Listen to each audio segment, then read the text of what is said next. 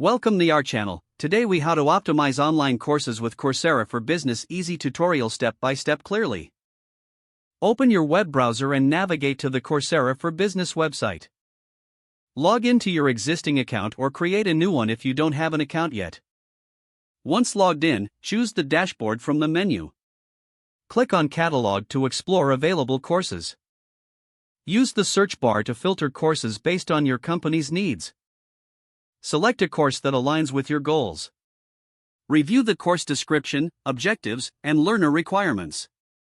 Check for any prerequisites that may be necessary for your team.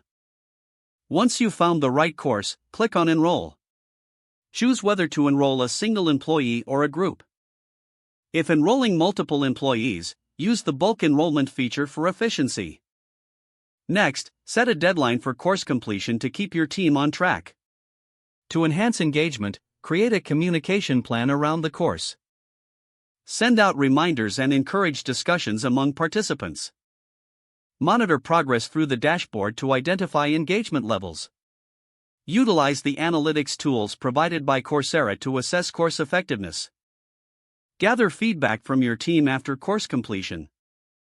Use this feedback to make improvements to future course selections. Consider offering supplementary resources or follow-up sessions to deepen learning. Finally, celebrate achievements and recognize participants for completing the course.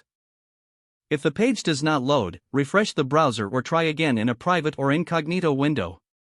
Make sure you are using the correct email address, then retype it carefully to avoid small typos. If your password is not accepted, use the reset option and create a new strong password you can remember. Check your spam folder for verification or security emails, then complete any requested confirmation steps. Enable two-factor authentication if available to improve account security and reduce unauthorized access risk. After signing in, review your profile details so your contact information and settings are accurate and current. If you see an error message, note it down and try again after restarting your device and internet connection. Log out when you finish, especially on shared devices, to keep your account and payment information secure. Don't forget to like this video and subscribe to our channel for more step-by-step tech guides.